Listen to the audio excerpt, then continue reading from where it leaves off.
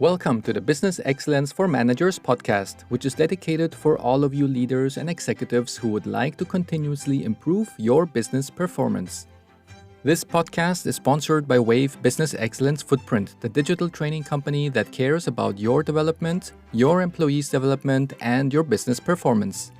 You can find the courses under www.wave-bef.com. In today's episode, we're going to find out whether you can apply some of the principles used by Amazon into your company. Besides Jeff Bezos, there is another person who can tell us more. His name is Steve Anderson, and he is an expert in strategic risk and business growth. Drawing on decades of experience in the insurance industry, he wrote a book called The Bezos Letters, 14 Principles to Grow Your Business Like Amazon, which has become a Wall Street Journal, USA Today, and international bestseller. With hundreds of thousands of followers, Steve has been handpicked by LinkedIn as one of the world's most influential thought leaders. He is also co-founder and CEO of the company called Catalyst. I am thrilled to introduce you to this amazing guest, Steve. Hello, Steve, and welcome to the Business Excellence for Managers podcast. It's so great to have you here. Juan, thank you so much for having me. I look forward to our conversation. Thanks for your time. I was looking at your trajectory from your background, and you have been doing such exciting things, including writing interesting books, such as the Bezos Letters. So therefore, I'm very curious to know, how did you get to where you are today? What was your journey?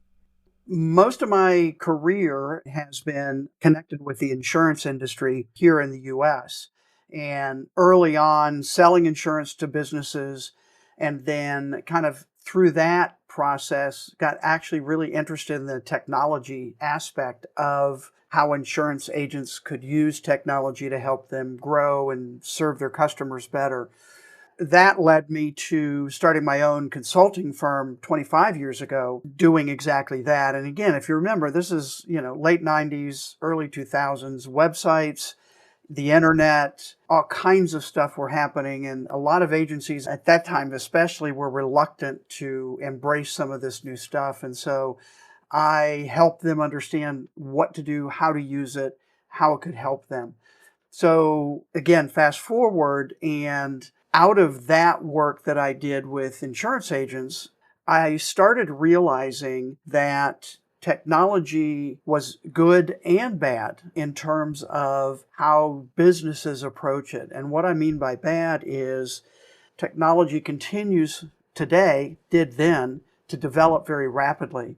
And businesses didn't have the time or couldn't take the time they used to take to kind of see how things worked out, like this new thing called the internet.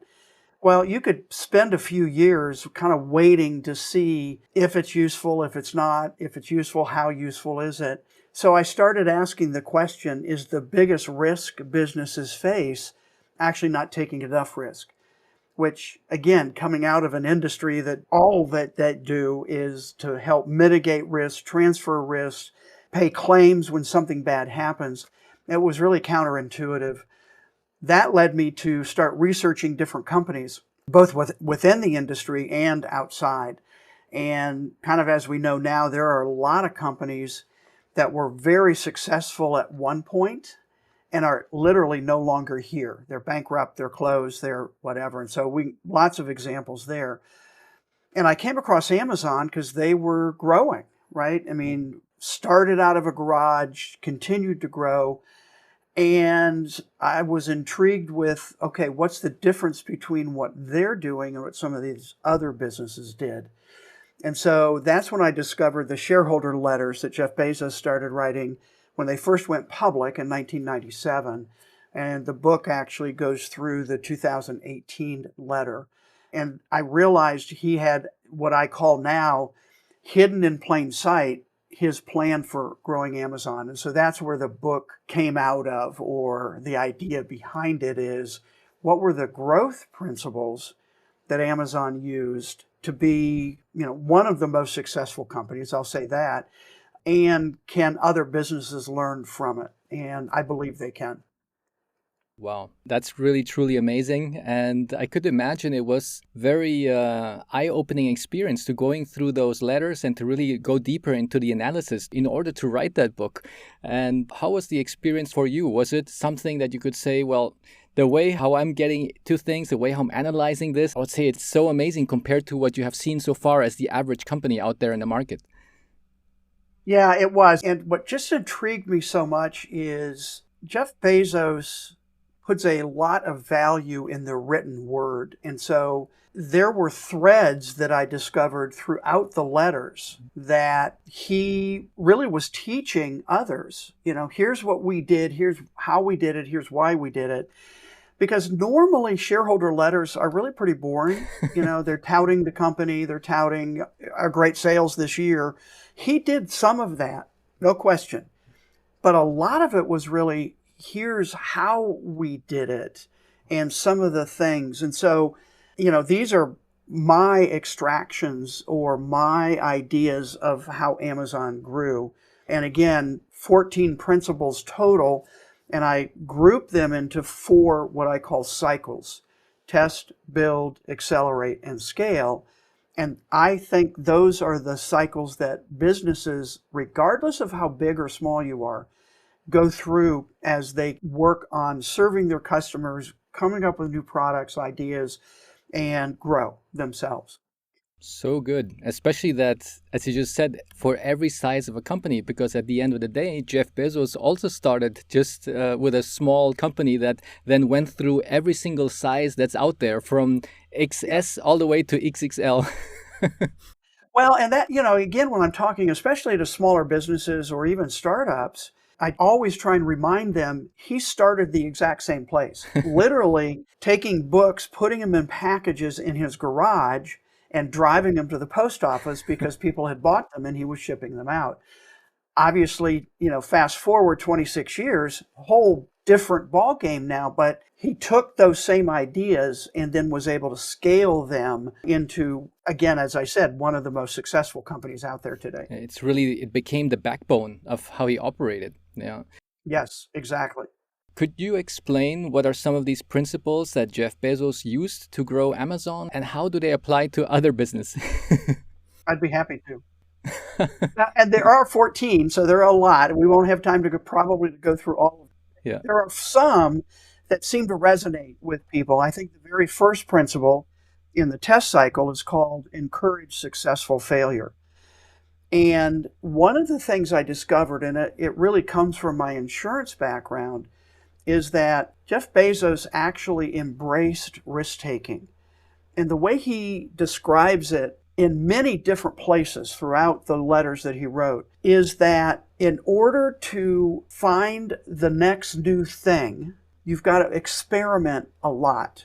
And what he says is, if you have an experiment, if you're testing an idea out, and it truly is an experiment, you have to be willing to fail.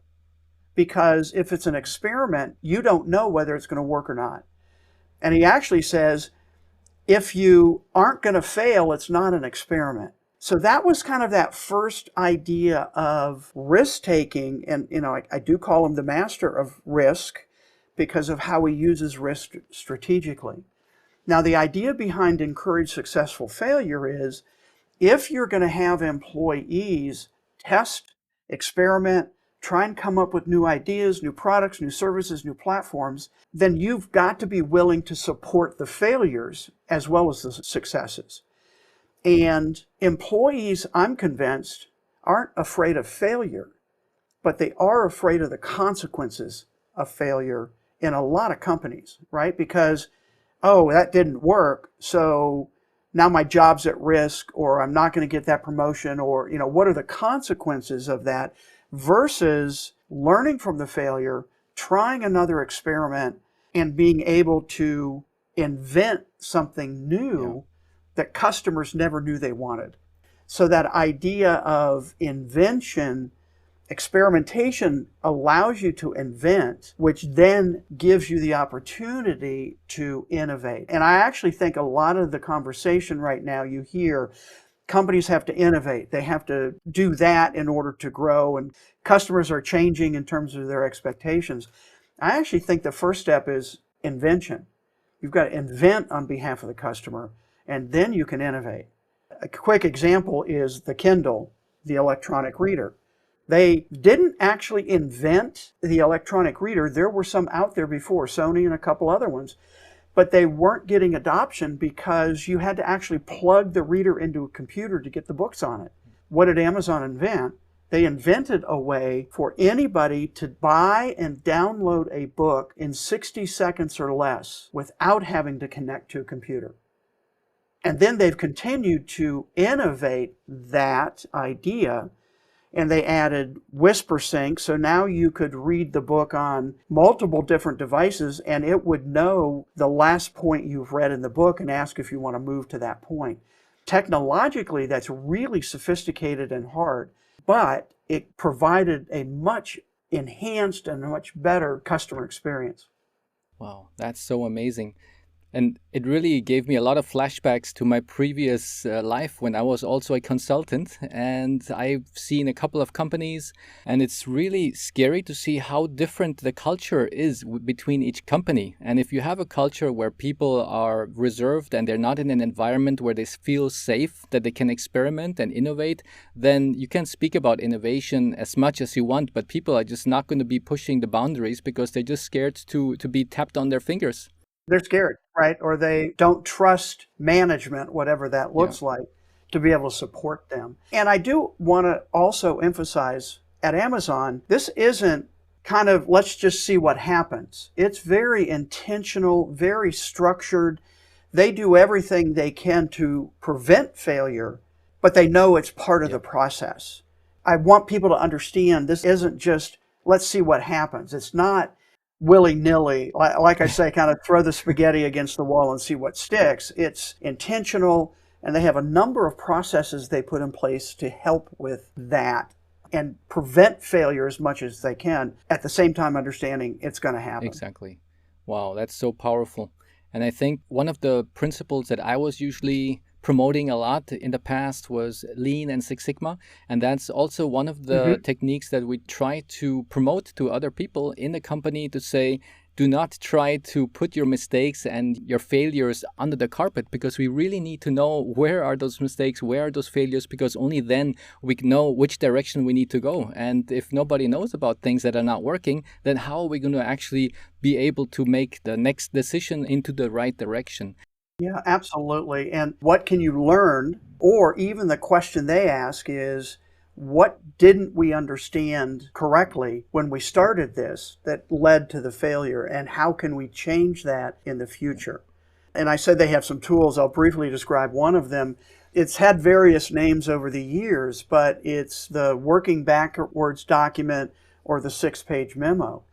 So in 2004, Jeff Bezos sent an email around to the senior leadership team that said, no longer will any slide presentation be allowed in our meetings. So no PowerPoint, no keynote, nothing. And again, I mentioned earlier, writing is really important to him because he believes, and as I do, that when you have to write something down, you think differently, you think deeper, you're forced to understand more about what's happening. So instead of a PowerPoint, the team asking for a decision created a memo, written memo, that was a maximum of 6 pages, couldn't be any longer than that, started with a future press release. The actual press release they would send out when the product service platform was released to the public. And then they would present that memo at the start of the meeting. They wouldn't even send it out beforehand. Because what Bezos said is, executives are busy. They say they're going to read it. They don't. So we're going to take time in the meeting. And I call it slowing down to speed up, right? They're going to take the first 10, 15, maybe 20, maybe 30 minutes of the meeting, depending on how big the decision is. And everybody's going to sit and read like they're in homeroom or study hall. And then questions. I actually used the same process myself, and it was amazing how much richer the conversation was after literally everybody read all the thoughts, had everything together, jotted down their questions. But now that document becomes the after action review. Something didn't go right or we didn't understand. What didn't we? So let's go back to the document and learn from it. Fantastic. And that's again totally different to how I would say 95% of the companies are doing it today. Everywhere you look, it's Yes. just like death by PowerPoint. Well, and what Bezos says is too easy to hide behind bullet Yeah. points, right? So true. And you get the question, what about this? Oh, I'm going to cover that in then 2 slides. Or hang on. I mean, you get rid of all of that, and everyone's able to go deeper into the project and better decision making. I remember when I started working, that was probably about 24 years ago. And that was the first time when I was doing projects within the company. And I spent probably 80% of my time trying to put those PowerPoint slides together. Yeah, just to show what I've done in the project in the last couple of weeks or months. And it was such amount of work. I'm just thinking, well, is the company paying me to make these beautiful slides, or are they paying me to create projects that will create benefits? Actually do Actually something, do right? something. Yeah. Yeah, exactly.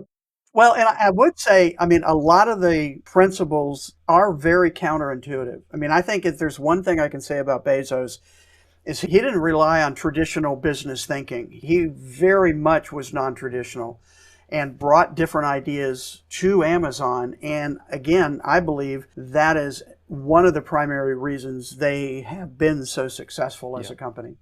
And I think also what a lot of companies speak about, but they do not really follow it by the line, is about how to be customer centric. Yeah, a lot of companies say, yeah, of course, customers are important. Yeah. Of course, we're doing things for a customer, but they're not as obsessed as Amazon is doing it. So how could you explain to us the difference between any general Joe company saying, yeah, we are seeing as our customer as important? Yeah, so that principle is what I call obsess over customers. It's in the second cycle called Build. In the very first 1997 letter that Bezos wrote, he had several sections. One was entirely focused on customer obsession. And as you said, every business knows they need to pay attention to customers. If you don't have customers that happy or stay with you or buy again, you're not going to survive as a business. I think what's different is a lot of that thinking is customer journey, customer service, but obsession has a different connotation. And I just have always been fascinated that he used that word to describe how Amazon will look at and treat their customers. They're obsessed with their customers. And again, another phrase he uses, Amazon invents on behalf of the customer. And I said this before, even when the customer doesn't know they need something, how can we understand the customer so deeply, so intimately, that we know that this new thing, whatever it is, it's going to resonate with customers and solve a problem they have. And so 3 customer pillars at Amazon kind of go along with this same idea. The first is wide selection, the everything store. And Bezos started with books, but he actually had a list of 20 different items. Books just happened to be the one that he thought could benefit the most from the internet and what the internet made possible, meaning the largest bookstore has about 150,000, maybe 175,000 titles. But at Amazon, they had unlimited shelf space. So they could literally list every single book that had been published. So millions. And when you have unlimited shelf space, that creates a different opportunity. And that's what excited him about books in the beginning. And obviously, books are still a big piece of what they do. So wide selection, low prices. Mhm. And again, you could argue not always the lowest, but you go to Amazon, you know you're probably going to get a fair price, a low price. And then third is fast delivery. So now it's online, it's e-commerce, it's not physical. And again, Amazon's been experimenting with physical stores, but fast delivery. And that's where the whole idea of Prime, 2-day delivery, comes out of. If somebody buys online, we want to get it to them as fast as we possibly can. Yeah. And anymore, like my wife, if I'm looking and I say, well, I'm going to go to the store and look for this, she said, why don't you just get it on Amazon? Right? Yeah. Because they have changed Yeah. how people view, and can I wait a day or two? Well, in some cases, I only have to wait an hour or two, Yeah. right? Depending on where I'm located. So kind of all of that is wrapped around obsessing over the customer, and it's been a core principle from the very founding of Amazon. And sometimes what I hear about consumers that when they go to a physical shop to buy some electronics, for example, they have the feeling that the salesperson is just trying to sell them the product that they just cannot sell or they have in a warehouse since a long time and they just get whatever product pushed to them for sale. But if they could look into Amazon, then they say, okay, I have the ratings, I got the stars, I know that 1,000 people bought this product, I can see what they're speaking about it. So you don't have like that kind of feeling that there's kind of salesman just trying to sell something because you just got to get rid of that product. Well, and I would say, Juan, those are all seemingly little things. So you mentioned the ratings and reviews, big thing at Amazon. In fact, and they're working very diligently to control fake reviews. But the other thing they do is you can ask a question about a product and they have users that are willing to answer the questions. Now I might have a question about, does it do this, or what's the connector, or what? And I can go in and see if there's a question that's been asked and somebody who has experience with the product has been able to answer that question. Again, that's a small kind of innovation on their website. But think about Amazon when you go there.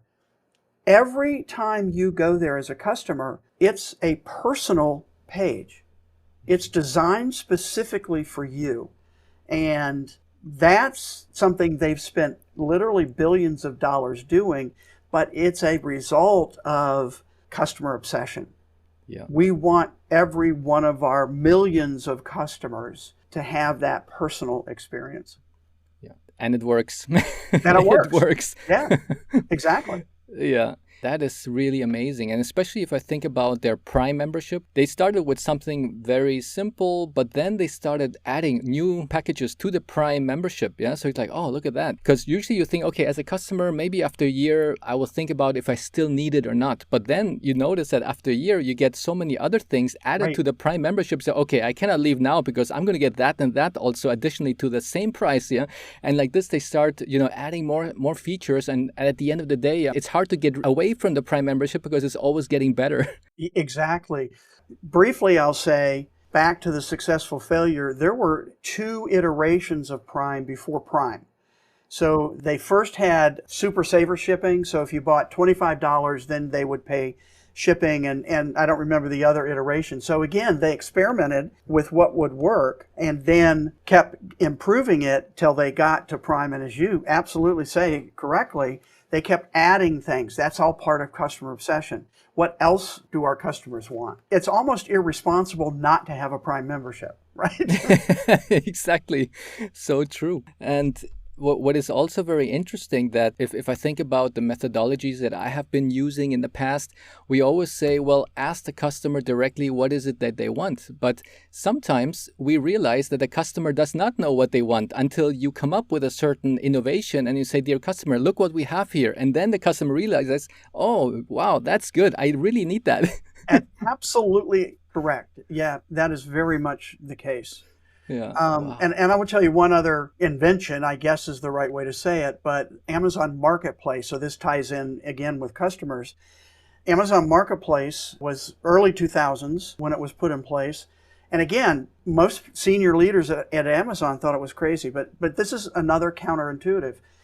They started allowing, and there were 2 iterations before what we now know as Marketplace, they started allowing third-party sellers space on their Prime real estate, right? Their product page from a third-party seller, not Amazon. Here's what Bezos said. He said, if that third-party seller has a product that we don't have in inventory, it's better for the customer. If they have a price lower than what we can do, it's better for the customer. And if it's better for the customer, eventually it will be better for Amazon and our shareholders. So that's that customer obsession going a couple levels down. And now Marketplace represents probably 60% of what's sold on Amazon are sold by third parties. And Amazon may have done more to start and build small businesses than any other business. But counterintuitive, who in their right mind lets their direct competitors on your website to sell to your customers? Now, Amazon gets a fee for that, right? So they're now making revenue. They're helping their customers. They're helping small businesses and third parties. And it's just an interesting way to think about serving your customer the best way possible. Wow. If I think about one of the tools that I use when I do workshops with clients and also in the corporation where I used to work before, there was one called the Kano model.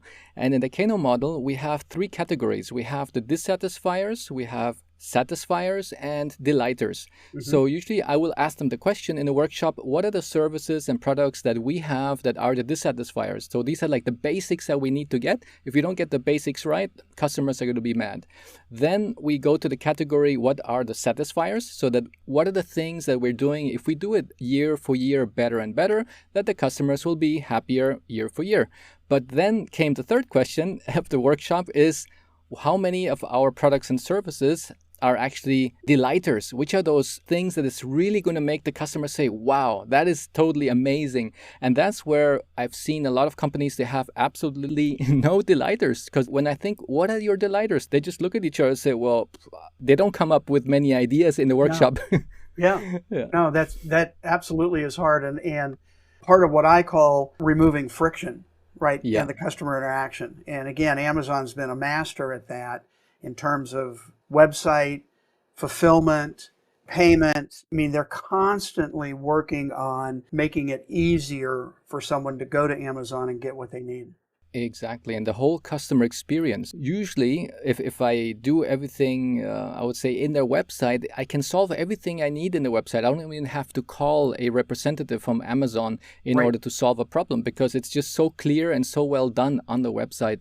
And that takes really a lot of time and a lot of analysis in order to get that right so that people just stop calling because everything can be solved on their website. Yeah, I would say everything can be solved on their website, and they have built automated responses, meaning they monitor when something goes wrong and are proactive to reach out to the customer.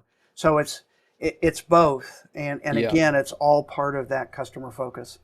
Correct. I remember once the experience I had, that was a couple years back, where I did have to call them for something and I could not find that solution on their website. So I said, well, let me try to just contact one of those representatives. And when we got to that point, it said, give your phone number and we will call you up in exactly 3 minutes and 24 seconds so Hmm. that you do not have to be waiting on the phone. You can do something else in the meantime and we will call you back. So I'm like thinking, oh, that's pretty nice and very well thought that I'm not have to be wasting my time waiting online until they find somebody gets on the phone. And exactly in about 3 minutes and a half, I got a phone call and there was an Amazon representative asking what is my issue that he can Yeah. solve. And And it what can was I help so with? amazing. Yep. Yes, Yep. exactly. Yep. And those are the things which I have not seen any other company do so far in those days. That was, I think, at least 10 years when that Yes. service was No, already, again, another example of them being early yeah, at trying some of this stuff. No question. so true. Could you tell us more about the it's always day one mindset for their business growth? Yes, I can. So that's actually the last principle, number 14, and it's in the scale cycle. And it originates with Jeff Bezos. And in that first 1997 letter, he made a phrase and he said, it's day one for the internet. And remember, 97 was early with the internet. Nobody quite knew you could do what we now know we can do. He said, it's day one for the internet and for Amazon.com if we execute well. And every subsequent letter ending, typically the last paragraph or so, he said something like, it's still day one, it's always day one. Even in 2019, which is what I call the pandemic letter, he said, even with all of the challenges we faced this year, it's still day one. And so this idea is really a mindset. And the day one mindset is, are you thinking like a startup when you walk into your doors of your business, regardless of how long you've been in business? So a couple of different people have said Amazon is the largest startup in the world because of that mindset. It's always something new. And I'll give you a quick story. Bezos was in front of about 2,000 employees at an all-hands meeting. He would do all-hands meetings in Seattle, their headquarters, about every quarter. Kind of an update on where they are as a company, what they're excited about. And then toward the end, he would answer questions from employees. And they were submitted beforehand. He had some note cards in his hand and he looked down at the next question and he kind of chuckled a little bit. And he said, I think I know the answer to this. The question was, Jeff, what does day two look like? And he responded immediately with, day two is stasis, followed by irrelevance, followed by excruciating, painful decline, followed by death. And that's why it's always day one. Wow. Now, think back to earlier comment on all those companies that were once very successful that are no longer here. Well, he went on to describe that incident in a shareholder letter, and he said, it could take 20 years or more for that process to take place, but when it starts, it's really hard to reverse. And he said, I'm actually more interested in the defenses of day two, meaning what can a company do to not get into a day two mindset? And he identified 4 different ones. First one is customer obsession. We've talked about that. Second one is what he said was a skeptical view of proxies. And, proxies are things that stand in for deeper information. So, a proxy for voting, somebody else votes on your behalf, but a skeptical view of proxy. And for him, it's processes and procedures that no longer serve the customer. But you have to be constantly looking at what's there. And he says you need those processes and procedures, but they may change over time. So they don't become set in stone. Third is eager adoption of external trends. So technology focus. So right now, machine learning over the last few years. Now we have all this hype around generative AI, but eager adoption of those trends. And again, that experimenting idea coming out. And the final one, he said, was high velocity decision making, which actually is one of my principles in the accelerate cycle. And again, Amazon thinks differently about how they make decisions within the company. That is so powerful because when I think back to larger corporations, the bigger they get, the more slow they get with decision making. And usually they just feel like a big ship. And every time you say, okay, we need to take a left turn, and the ship just takes like hours until they can take the left turn. And in the big corporation, that could sometimes take weeks, maybe months until one small decision is being made. And sometimes people don't even know who made that decision. And everybody's thinking like, well, maybe he did or she did. Yeah, and everybody's just pointing at each other and nobody knows at the end how did that happen? And could you explain a bit more on that? I want to agree with your comment. It slows businesses down. And when you slow a business down, you slow growth, you slow profitability. So Bezos describes 2 different types of decisions that a company can make. Type 1 decisions are big, huge, what I call bet the farm decisions. He said those decisions you make slowly, carefully, with as much information as you possibly can gather. He said the problem is that those decisions are very infrequent. They don't happen very often. Most decisions are type 2. Type 2 decisions should be made rapidly by a small team of people and with at most 70% of the information you wish you had.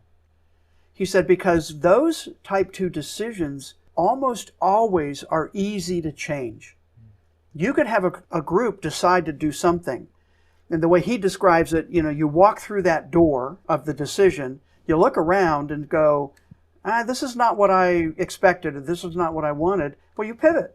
You either walk back through the door or you pivot to another direction, another decision. But they're not consequential to the survivability of the company. You can make those pivots and make those quick decisions. And part of that philosophy is if you hire the best, let them do what you hired them to do. Let them make those decisions. Build in that culture around here's how we function as a company. That's another key area is Amazon is made up of probably thousands or hundreds of thousands of small teams that have a piece of a project. They control what happens in that project, all working toward a common goal. And the phrase that has come out of that is 2 pizza teams. So Bezos thinks a team should be no larger than what 2 large pizzas can feed. And again, think about that. When you have a large team, maybe hundreds of people, now communication becomes a real problem. Oh, yeah. When you have a small team of 10 or 12, they can communicate within their team. Yeah. And then bring in other resources as they need it to make their decisions and make progress on what their piece of the puzzle is. So again, very counterintuitive, as you absolutely said. As a company gets bigger, they tend to get bureaucratic Yeah. and have multiple layers, and they don't trust their employees. Yeah. And it may be because they're not hiring the best. That's a whole different component to it. But decision making should be rapid. And again, if you have a culture of experimentation, that part of the decision making process fits in there. And you encourage good decisions and you encourage learning from a decision that didn't go the way you thought it should go. And I think that's where the word empowerment is so important, because if they do not give the empowerment to their specialists who they hire, then it's just going to slow everything down. Because if I think about some of the companies that I was working with, even though you were, let's say, a manager of a specific area, you still didn't have the empowerment or the budget to make any kind of decision without first asking the head office. And if the head office says, okay, what is it that you need to decide on? What is it the budget that you need? I will only give you a budget of, let's say, $3,000. Anything beyond that, you need to come to us first. And that just slows down the whole process. And management sometimes didn't even feel like making any more decisions. They just said, okay, let me just allow head office do all of their decision making. And that's so sad, because it's not good for the company's development and profitability. And well, in my framework, that would be a day two company.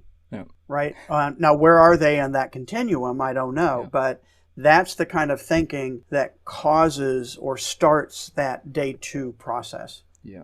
And all the things that you've been mentioning here and all the things that are in your book, that's really so relatable for anybody working in any company to say, okay, how are we doing with this topic? How are we doing with that topic? And so forth. So they can really go down through all of those different chapters that you have highlighted and make an evaluation. Yeah, where's the gap between what they have done and what we are doing in our company today? Exactly. Yep. Wow. Very true. When was your book published the first time? It was published in the fall of 2019. Okay, perfect. It's been out there a little while and it continues to sell. Yeah. So, yeah. And we tried to, when we wrote it, it really is evergreen, meaning the principles are the principles and they actually don't really change. And I will say, I never expected the success that the book has had. I'm an insurance guy. What? But it's been gratifying, certainly, to see how it's been able to help people. And that was one of the reasons I wanted to write it. So big congratulations on that. I will definitely put all the links to where to find your book and also where to find you on the show notes. And before we close the call for today for our episode, I have one question, well, two final questions. The first one is there anything that you have seen that Amazon was perhaps criticized upon or something that they could have done better? Because every company always does good things and things that it could have done a bit better. What do you see from your perspective, things that Amazon could have done better, and where do they have room for improvement? So I immediately think about a lot of the press around how they treat employees. Mm-hmm. And it's kind of interesting for me. So there are really kind of two groups of employees. There's the programmers, the business side employees, and then there's the fulfillment center. So again, think about, you click on buy, what happens? Well, it's actually astounding what happens and how that package, whatever you bought, gets from the fulfillment center to your front door or wherever it's going. So fulfillment center workers, it's a very hard place to work. And again, if you think about customer obsession, what is one of those pillars I described? Fast delivery. Well, if you have fast delivery, you've got to continue to push people to work fast. Yeah. And so I think probably in some cases appropriately, Amazon's been criticized for how they monitor and push employees to work fast. So I think they could have done better in the past in that area. Yeah. At the same time, I will say they also have a lot of programs for fulfillment center workers, career choice. So they'll pay 90% of a college tuition, regardless of whether it's helping with their job or preparing them for another job. Also, in Bezos' last letter he wrote as CEO in 2020, he added 2 leadership principles. One was that Amazon will be the best place to work. And the second is it'll be the safest place Yeah. to work. So that's 2020. We're at 2023. There's progress there. It's going to take some time. But the significance of that is that leadership principles are really the lens with which everyone at Amazon looks at things. So adding those two around employees, we've already seen benefits, but we'll continue to see more. And I can just give you one example that they've already implemented. So you have a lot of different functions within a fulfillment center, from picking the product off the shelf to putting it into a box, to putting a box into a truck, to get it into the delivery system. And so what they've done now is they have algorithms that monitor how long an employee is in a particular position, and they will move that employee to another position, so they cut down on carpal tunnel and some of those repetitive motion injuries that can happen in that kind of situation. Yeah. So could have done better sooner, and now we're making a concerted effort, I believe, to improve the employee experience. Amazing. That's really, really good, especially that they're a company anyway of continuous improvement. So definitely Yes. there's always room for improvement somewhere. And it's really good to hear that they are really targeting those areas, because it's definitely something that has popped up in the press in the last couple of years. And it's really nice to hear that they are really now having that focus and the projects going that direction. Yeah, and going that direction. And I will say, at least here in the US, and I assume overseas, but they were a very early adopter of a higher minimum wage for their fulfillment center workers. Yeah. And so they really led the industries here in the US, at least I know for sure, in pay. And they have full benefits, medical, all of that, day one when an employee starts. So there's a lot there that doesn't get reported. And again, they've got now about 1.3 million employees worldwide. If you're going to have a certain percentage that's going to be dissatisfied or not like to work there, or, all of those things. So that's part of it too. So I think there's a balance, and I do think the focus is different now. Yeah, so true. Thanks for that amazing summary. And before we close for today, could you tell us more about the services of what you offer, and where can the listeners find you? I'd be happy to. So 2 different places you can find me. LinkedIn, pretty active on that platform. So if you'd like to connect with me there, let me know you listen to this podcast, and I'd be happy to do that. The website for the book is called thebezosletters.com. There'll be a link in the show notes for that. And then I primarily focus on keynote speaking. Do a little bit of consulting. I have a couple little courses that I put together, to help people. But all of that information you can find on the website. Fantastic. Well, thank you so much, Steve. That was so eye-opening to listen to all of these part of those backbone, how Amazon got to where they are today, and really to make the listeners, which are mainly managers, to reflect on how are we doing that in our company today? And hopefully that there will be some further curiosity to find out more, and also to take a look at your book, and hopefully then step by step start making their business more successful. Thank you so much, Steve, for your time. It was fantastic. Juan, thank you for having me. I hope you enjoyed this fantastic conversation with Steve. In the show notes, you will find all the links on where to find him. Before you listen to anything else, I encourage you to pause for a moment, reflect on some of the principles used at Amazon, and assess where your company stands today on some of those principles. These are some of the topics that can make you, your team, and your company excel even further. To be efficient, it is good that we do not need to reinvent the wheel again. Sometimes it is good to see what worked well for other companies and then make an assessment if that principle can also work for your company as well. If you do find improvement potential in some of the topics discussed today, then it would be ideal to set an action plan to steer towards the right direction. Today, we were not able to cover all the principles of Amazon in detail, but I hope this episode has awoken some curiosity to learn more and find further ways how to continuously improve your business. For more details, I encourage you to read Steve's book, and if you need support at training your employees how to execute the action plan, my team and I can provide you with the right training and coaching. Feel free to let me know how it went. Your feedback is important to my team and me so we can continuously improve the value we deliver, as we want to give you the most from each episode. Please rate, subscribe, send in your comments, and share with those who you think could profit from this episode. It's very much appreciated, and I'm grateful for your messages. I'm also a work in progress and strive to do things better every day.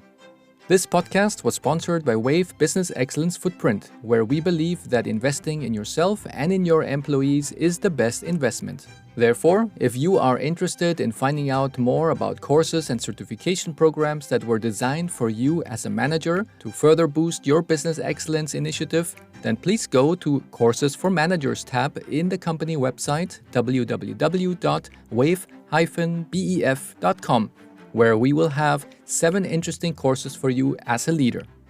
On the other hand, if you want to further develop your team members and your high performers so they can all bring even more value by learning new skills and methods for solving process issues, please select Courses for Employees tab on our website.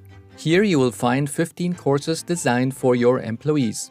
In case you already have team members who are certified in any of the Lean Six Sigma levels and belts, then we also have extra courses for them as well. Thank you, stay tuned, and see you in the next episode of Business Excellence for Managers.